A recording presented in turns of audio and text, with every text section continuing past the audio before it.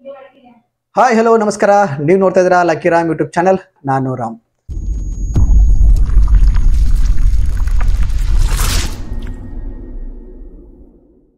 So Bigg Boss season 12ರ ಮೊದಲನೇ ವಾರದ ಮೊದಲನೇ ಎಲಿಮಿನೇಷನ್ ಆಯಿತು. ಸೊ ಈ ಒಂದು ಎಲಿಮಿನೇಷನ್ ಅಲ್ಲಿ ಯಾರು ಎಲಿಮಿನೇಟ್ ಆದ್ರು, ಜಂಟಿ ಆಯ್ತಾ ಅಥವಾ ಎಲಿಮಿನೇಟ್ ಆದ್ರ ಅಥವಾ ಒಂಟಿ ಎಲಿಮಿನೇಟ್ ಆದ್ರ ಅಂತ ಈ ಒಂದು ವಿಡಿಯೋದಲ್ಲಿ ನೋಡೋಣ. ಅದಕ್ಕಿಂತ ಮುಂಚೆ ನೀವೇನಾದ್ರೂ ನಮ್ಮ ಚಾನಲ್ಗೆ ಹೊಸಬರಾಗಿದ್ರೆ ಪ್ಲೀಸ್ ಚಾನಲ್ನ ಸಬ್ಸ್ಕ್ರೈಬ್ ಮಾಡ್ಕೊಳ್ಳಿ. ಪಕ್ಕದಲ್ಲಿರುವಂಥ ಬೆಲ್ ಐಕಾನ್ ಆಲ್ ಅಂತ ಒತ್ತಿ. ನೀವು ಆಲ್ ಅಂತ ಒತ್ತಂದ್ರೆ ನಾನು ಹಾಕುವಂಥ ಪ್ರತಿಯೊಂದು ವಿಡಿಯೋ ನೋಟಿಫಿಕೇಶನ್ ಮೊದಲು ನಿಮಗೆ ಬರುತ್ತೆ ಅಂತ ಹೇಳ್ತಾ ವಿಡಿಯೋನ ಶುರು ಮಾಡ್ತಾ ಇದ್ದೀನಿ. ಸೊ ಬಿಗ್ ಬಾಸ್ ಸೀಸನ್ 12 ಶುರುವಾಗಿ ಒಂದು ವಾರ ಆಯಿತು. ಕಿಚ್ಚನ ಮೊದಲ ಪಂಚಾಯತಿ ಕೂಡ ಇವತ್ತಿಗೆ ಮುಕ್ತಾಯವಾಯಿತು. ಈ ಪಂಚಾಯತಿಯಲ್ಲಿ ಸ್ವಲ್ಪ ತರಲೆ, ತುಂಟಾಟ, ಡಿಸ್ಕಷನ್ ಆಯಿತು. ಸೊ ಕೆಲವು ಗೇಮ್ಗಳು ಆಯಿತು. ಸೊ ಯಾರು ಹೆಂಗೆ, ನಿಮ್ಗೆ ಯಾರೆಲ್ಲ ಹೆಂಗೆ ಅನಿಸಿದ್ರು, ಸೊ ನಿಮ್ಗೆ ಯಾರು ಹೀರೋ ಅನಿಸಿದ್ರು, ಯಾರು ಡೂಪ್ ಅನಿಸಿದ್ರು, ಅಥವಾ ಯಾರು ಗುಂಪಲ್ಲಿ ಇದ್ರೂ ಇಲ್ಲದೆ ಇರೋ ಥರ ಅನಿಸಿದ್ರು ಅನ್ನುವಂಥ ಸ್ವಲ್ಪ ಗೇಮ್ಗಳು ಆಟ ಆಡಿಸಿದ್ರು ಕಿಚ್ಚ ಸುದೀಪ್ ಅವರು. ಸೊ ಹಾಗೆ ಪ್ರತಿಯೊಬ್ಬರಿಗೂ ಏನೇನು ತಪ್ಪು ಮಾಡಿದ್ರಿ, ಸೊ ಪ್ರತಿಯೊಬ್ಬರಲ್ಲೂ ಬೇರೆಯವರ ಬಗ್ಗೆ ಏನು ಅಭಿಪ್ರಾಯ ಇದೆ ಅನ್ನೋದು ಗೊತ್ತಾಯಿತು. ಸೊ ಇಲ್ಲಿ ಯಾರು ಓಪನ್ ಅಪ್ ಆದ್ರು, ಯಾರು ಓಪನ್ ಅಪ್ ಆಗಲಿಲ್ಲ ಅನ್ನೋದು ಕೂಡ ಮಾತುಕತೆ ಎಲ್ಲ ಆಯಿತು. ಸೊ ಇದಾದ್ಮೇಲೆ ಇಲ್ಲಿ ಎಲ್ಲರೂ ಕೂಡ ಒಂದು ಸೀರಿಯಸ್ನೆಸ್ ಆಗಿ ಬಂತು. ಹಾಗೆ ರಕ್ಷಿತ್ ಅವರು ತಮ್ಮ ಒಂದು ಮಾತನ್ನ ಹೇಳಕ್ಕೆ ಹೋದ್ರು. ಅವ್ರು ಹೇಳುವಂಥ ಮಾತು ಬಿಗ್ ಬಾಸ್ಗೆ ಅರ್ಥ ಆಗುತ್ತೋ ಇಲ್ಲೋ ಗೊತ್ತಿಲ್ಲ. ಹಾಗೆ ಇಲ್ಲಿ ಕಿಚ್ಚ ಸುದೀಪ್ ಅವರು ಕೂಡ ಸ್ವಲ್ಪ ಅವರ ಒಂದು ಮಾತು ಅರ್ಥ ಆಗಲ್ಲ, ಯಾಕಂದ್ರೆ ಅವರು ಕನ್ನಡ ಅಷ್ಟು ಸರಿಯಾಗಿ ಮಾತಾಡಲ್ಲ. ಸೊ ಹಾಗಾಗಿ ಸ್ವಲ್ಪ ಅಲ್ಲಿ ಕೂಡ ಸ್ವಲ್ಪ ಕಾಮಿಡಿ ಅದು ಇದು ಆಯಿತು. ಸೊ ಅದಾದ್ಮೇಲೆ ಇಲ್ಲಿ ಮತ್ತೆ ಏನಾಗುತ್ತೆ ಅಂತಂದ್ರೆ ನಾಮಿನೇಷನ್, ನಿನ್ನೆ ಒಂದು ನಾಮಿನೇಷನ್ ಪ್ರಕಾರ ಮೊದಲು ಸೇಫ್ ಆದದ್ದು ಮಲ್ಲಮ್ಮ ಅವರು. ಸೊ ಇವತ್ತು ಬಾಕಿ ಇದ್ದದ್ದು ಗಿಲ್ಲಿ ನಟ, ಕಾವ್ಯ, ಅಭಿಷೇಕ್ ಮತ್ತೆ ಅಶ್ವಿನಿ, ಹಾಗೆ ಧನುಷ್ ಅವರು, ಮತ್ತೆ ಇನ್ನಿಬ್ರು ಅಂತಂದ್ರೆ ಅದು ಅಮಿತ್, ಕರಿಬಸಪ್ಪ. ಸೊ ಇಷ್ಟು ಈ ಒಂದು 8 ಜನಗಳಲ್ಲಿ 7 ಜನಗಳು ಇವತ್ತು ಇದ್ರು. ಸೊ ಈ 7 ಜನಗಳಲ್ಲಿ ಯಾರೆಲ್ಲ ಸೇಫ್ ಆದರು ಅಂತ ನೋಡಕ್ ಹೋದ್ರೆ ಮೊದಲನೇದಾಗಿ ಸೇಫ್ ಆಗಿದ್ದು ನಮ್ಮ ಗಿಲ್ಲಿ ನಟ ಮತ್ತೆ ಕಾವ್ಯ ಅವರು. ಸೊ ಇದು ಎಲ್ಲರಿಗೂ ಗೊತ್ತಿರುವಂತ ವಿಷಯ, ಅವರು ಸೇಫ್ ಆಗ್ತಾರೆ ಅನ್ನೋದು ಗೊತ್ತಿತ್ತು. ಸೊ ಅವರೇ ಮೊದಲು ಸೇವ್ ಆದದ್ದು, ಯಾಕಂದ್ರೆ ಅವರು ಈ ವಾರ ಪೂರ್ತಿ ಗಿಲ್ಲಿನೇ ತುಂಬಾ ಸ್ಕ್ರೀನ್ ಪ್ಲೇಸ್ ಅಲ್ಲಿ ಕಾಣಿಸ್ಕೊಂಡಿದ್ದು. ಸೊ ಹಾಗಾಗಿ ಅವರು ಮೊದಲು ಸೇಫ್ ಆದದ್ದು. ಅದಂತರ ನೆಕ್ಸ್ಟ್ ಆಗಿ ಸೇಫ್ ಆದದ್ದು ನಮ್ಮ ಧನುಷ್ ಅವರು.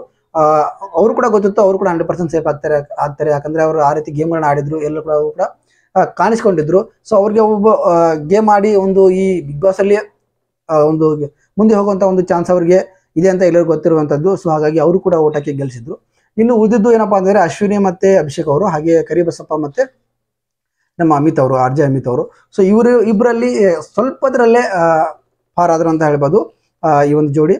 ಸೊ ಕಡೆಯದಾಗಿ ಮೊದಲನೇ ವಾರದ ಮೊದಲನೇ ಎಲಿಮಿನೇಷನ್ ಅಲ್ಲೇ ಡಬಲ್ ಎಲಿಮಿನೇಷನ್ ಆಯಿತು. ಸೊ ಈ ಒಂದು ಸೀಸನ್ 12ರ ಇದು ಒಂದು ಹೊಸ ಒಂದು ಸ್ಪೆಷಲ್ ಒಂದು ಬಿಗ್ ಬಾಸ್ ಸೀಸನ್ ಅಂತ ಹೇಳ್ಬೋದು. ಯಾಕಂದ್ರೆ ಇದರಲ್ಲಿ ಡಬಲ್ ಎಲಿಮಿನೇಷನ್ ಕೂಡ ಆಗ್ಬೋದು, ಸಿಂಗಲ್ ಕೂಡ ಆಗ್ಬೋದು, ಗ್ರೂಪ್ ಕೂಡ ಹೋಗ್ಬೋದು ಅಂತ ಹೇಳಿದ್ದಾರೆ ಈಗಾಗಲೇ. ಸೊ ಹಾಗೆ ಇವತ್ತು ಮೊದಲನೇ ಒಂದು ವಾರದ ಎಲಿಮಿನೇಷನ್ ಅಲ್ಲೇ 2 ಜೋಡಿಗಳು ಎಲಿಮಿನೇಟ್ ಆದ್ರು. ಅದು ಜಂಟಿ ಟೀಮ್ದಲ್ಲಿ ಇರೋ ಕಾರಣ ಈ 2 ಜೋಡಿಗಳು ಹೋದ್ರು ಅಂತ ಹೇಳ್ಬೋದು. ಸೊ ಯಾರಪ್ಪ ಹೋದ್ರು ಅಂತ ನೋಡೋದಾದ್ರೆ, ನಾನು ಆಗ್ಲೊಂದು ವಿಡಿಯೋ ಮಾಡಿದ್ದೆ. ಸೊ ಅದರಲ್ಲಿ ಇವ್ರು ಹೋಗ್ತಾರಂತ ಹೇಳಿದ್ದೆ, ಅಂದ್ರೆ ಹೋಗ್ಬೋದು, ಹೋಗದೇ ಇರ್ಬೋದು, ನಿಜಾನ ಸುಳ್ಳ ಅಂತ ನಾನು ಹೇಳಿದ್ದೆ. ಬಟ್ ಅದು ನಿಜ ಆಗಿದೆ. ಎಸ್, ಯಾರಪ್ಪ ಅಂತಂದ್ರೆ ಕರಿಬಸಪ್ಪ ಮತ್ತೆ ಅಮಿತ್ ಅವರು, RJ ಅಮಿತ್ ಅವರು ಇವತ್ತು ಎಲಿಮಿನೇಟ್ ಆಗಿದ್ದಾರೆ. ಇವರಿಬ್ಬರಲ್ಲಿ ಏನಪ್ಪಾ ಅಂತಂದ್ರೆ ಅವರಲ್ಲಿ ಏನ್ ತಪ್ಪಾಯ್ತು ಅಂತ ನೋಡೋಕ್ಕಿಂತ ಮುಂಚೆ ಈ ಅಮಿತ್ ಮತ್ತೆ ಅಶ್ವಿನಿ ಮತ್ತೆ ಅಭಿಷೇಕ್ ಅವರ ಸ್ವಲ್ಪದಲ್ಲೇ ಒಂದು ಪಾರಿದ್ದಾರೆ ಅಂತ ಹೇಳ್ಬೋದು. ಇವರಿಬ್ಬರ ನಡುವೆ ಜಾಸ್ತಿ ಡಿಫ್ರೆನ್ಸ್ ಇಲ್ಲ ಅಂತ ಕಿಚ್ಚ ಸುದೀಪ್ ಅವರು ಆವಾಗಲೇ ಹೇಳಿದ್ರು. ಸೊ ಹಾಗೆ ಆಯ್ತು, ಸ್ವಲ್ಪದಲ್ಲೇ ಪಾರಾಗಿದ್ದಾರೆ. ಸೊ ಅವರು ತಿದ್ಕೊಂಡು ಎಲ್ಲದರಲ್ಲೂ ಕೂಡ ಇರಬೇಕು. ಬರೀ ಮೇಕಪ್ ಒಂದು ರೂಮ್ ಅಂದ್ಬಿಟ್ಟು ಎಲ್ಲ ಕೂಡ ಕಡೆ ಅವರು ಬೇರಿಬೇಕು, ಅಭಿಷೇಕ್ ಮತ್ತೆ ಅಶ್ವಿನಿ ಅವರು. ಸೊ ಇದಾಯ್ತು. ಇದಾದ್ಮೇಲೆ ಕರಿಬಸಪ್ಪ ಮತ್ತೆ ಅಮಿತ್ ಅವರಲ್ಲಿ ಎಲ್ಲಿ ಎಳೆಯುದ್ರು ಅಂತಂದ್ರೆ ಓಪನ್ ಅಪ್ ಆಗಲಿಲ್ಲ. ಸೊ RJ ಅಂತ ಬಂದಾಗ ಯಾವ ರೀತಿ ನೀವು ಮಾತಾಡ್ತಿರೋ ಆ ರೀತಿ ಗ್ರೂಪ್ ಅಲ್ಲಿ ಮಾತಾಡಬೇಕು. ಸೊ ಅವ್ರು ಮಾತಾಡೋದು ಕಾಣಲಿಲ್ಲ, ಜನ ಜೊತೆ ಬೇರೆಯೋದು ಕಾಣಲಿಲ್ಲ. ಸೊ ಅದೇ ಅವ್ರಿಗೂ ಮುಳುವಾಯ್ತು ಅಂತ ನನಗೆ ಅನಿಸುತ್ತೆ. ಮೋಸ್ಟ್ಲಿ ಕರಿಬಸಪ್ಪ ಅವರು ಹೊರಗಡೆ ಯಾವ ರೀತಿ ಮೋಟಿವೇಶನ್ ಸ್ಪೀಚ್ ಕೊಟ್ಟು ಜಾಸ್ತಿ ಮಾತಾಡ್ತಾರೋ ಅಲ್ಲಿ ಒಳಗಡೆ ಆ ರೀತಿ ಮಾತಾಡ್ತಿರ್ಲಿಲ್ಲ ಅಂತ ಅನಿಸುತ್ತೆ. ನನ್ನ ಪ್ರಕಾರ ಅವ್ರು ಮಾತಾಡಬೇಕಾಗಿತ್ತು. ಸೊ ಅವ್ರ ಮಾತು ಕೇಳಿ ಇಡೀ ಸ್ಪರ್ಧೆಗಳಿಗೆ ತಲೆನೋವು ಬರೋ ಹಾಗೆ ಮಾಡಬೇಕಾಗಿತ್ತು. ಆ ರೀತಿ ಅವ್ರು ಮಾಡಲಿಲ್ಲ. ಸೊ ಇಲ್ಲಿ ಸೋಷಿಯಲ್ ಮೀಡಿಯಾದಲ್ಲಿ ಯಾವ ರೀತಿ ಅವ್ರು ಮಾತಾಡ್ತಿದ್ರು ಅಲ್ಲಿ ಬಿಗ್ ಬಾಸ್ ಮನೆ ಒಳಗಡೆ ಅವರು ಆ ರೀತಿ ಇರಲಿಲ್ಲ. ಸೊ ಇದು ಸ್ವಲ್ಪ ಅವ್ರಿಗೆ ಮುಳುವಾಯ್ತೇನೋ ಅಂತ ನನಗೆ ಅನಿಸ್ತು. ಸೊ ಹಾಗಾಗಿ ಇವತ್ತು ಅವರು ಇಬ್ರು ಎಲಿಮಿನೇಟ್ ಆದ್ರು. RJ ಅಮಿತ್ ಅಂದಾಗ RJ ಅಂದವರು ತುಂಬಾ ಮಾತಾಡ್ತಾರೆ. ಸೊ ನೀವು ಹೊರಗಡೆ ಮಾತಾಡೋದು ಬೇರೆ ಆಗುತ್ತೆ, ನೀವು ಬಿಗ್ ಬಾಸ್ ಮನೆಯಲ್ಲಿ ಮಾತನಾಡೋದು ಬೇರೆ ಆಗುತ್ತೆ. ಸೊ ಬಿಗ್ ಬಾಸ್ ಅಲ್ಲಿ ಇದ್ದಾಗ ನೀವು ಎಲ್ಲರ ಜೊತೆ ಬೆರಿಬೇಕು, ಎಲ್ಲರ ಜೊತೆಯಲ್ಲಿ ಎಲ್ಲರ ಜೊತೆಯಲ್ಲಿ ನೀವು ಇರಬೇಕು ಅಂದಾಗ ಮಾತ್ರ ನಿಮಗೆ ಅಲ್ಲಿ ಸ್ಕ್ರೀನ್ ಸ್ಪೇಸ್ ಅನ್ನೋದು ಕಾಣುತ್ತೆ. ಸೊ ನಿಮ್ದೇ ಲೋಕ, ನಿಮ್ದೇ ಒಂದು ವಿಚಾರದಲ್ಲಿ ನೀವಿದ್ರೆ ಹೀಗೆ ಆಗೋದು. ಸೊ ಹಾಗಾಗಿ ಸ್ವಲ್ಪ ನೀವು ಇನ್ನೂ ಇಂಪ್ರೂವ್ಮೆಂಟ್ ಆಗಬೇಕಾಗಿತ್ತು. ಅಷ್ಟರಲ್ಲೇ ಈ ಬಿಗ್ ಬಾಸ್ ಅಲ್ಲಿ ಎಲಿಮಿನೇಟ್ ಆಗಿ ಹೋದ್ರು. ಸೊ ಮಾಳು ಆಗಿರ್ಬೋದು, ಸ್ಪಂದನ ಆಗಿರ್ಬೋದು, ನೀವು ಕೂಡ ಈ ರೀತಿ ಇರುತ್ತೆ, ಎಲ್ಲರಿಗೂ ಜನರಲ್ಲಿ ಕೂಡ ನೀವು ಬೆರಿಬೇಕು. ಇದು ನಿಮಗೆ ಒಂದು ಪಾಠ ಅಂತ ಹೇಳ್ಬೋದು. ಸೊ ಇನ್ನಾದರೂ ಯಾರೆಲ್ಲ ಇನ್ನೂ ಓಪನ್ ಅಪ್ ಆಗಿಲ್ವೋ, ನೀವು ಓಪನ್ ಅಪ್ ಆದರೆ ಖಂಡಿತವಾಗ್ಲೂ ನೀವು ಸೇಫ್ ಆಗ್ತಿರಲ್ಲ ಅಂತಂದರೆ ಇವು ಥರ ನೀವು ಕೂಡ ಹೆಲ್ಮೆಟ್ ಆಗಿ ಹೋಗ್ಬೋದು. ಸೊ ಈ ರೀತಿ ಇವತ್ತಿನ ಒಂದು ಎಪಿಸೋಡ್ ಆಯಿತು. ಈ ಎಪಿಸೋಡಲ್ಲಿ ಜಸ್ಟ್ ನಾನು ಹೆಲ್ಮೆಟ್ ಆಗಿದ್ರ ಬಗ್ಗೆ ಮಾತಾಡಿದ್ದೀನಿ. ಎಪಿಸೋಡಲ್ಲಿ ಏನೇನಾಯಿತು ಅಂತ ಪೂರ್ತಿ ಹೇಳಿಲ್ಲ, ಜಸ್ಟ್ ಯಾರೆಲ್ಲ ಸೇಫ್ ಆದರೂ, ಯಾರು ಹೆಲ್ಮೆಟ್ ಆದರು ಅಂತ ಹೇಳಿದ್ದೀನಿ ಅಷ್ಟೇ. ಸೊ ನಿಮ್ಗೆ ಯಾವ ರೀತಿ ಅನಿಸ್ತು? ನಮ್ಮ ಅಮಿತ್ ಮತ್ತು ಕರಿಬಸಪ್ಪ ಹೆಲ್ಮೆಟ್ ಆಗಿದ್ದು, ಸೊ ಇದು ಸರಿನಾ ತಪ್ಪ ಅಂತ ಕಮೆಂಟ್ ಮುಖಾಂತರ ತಿಳಿಸಿದ್ದಕ್ಕೆ ಇಷ್ಟಪಡ್ತೀನಿ.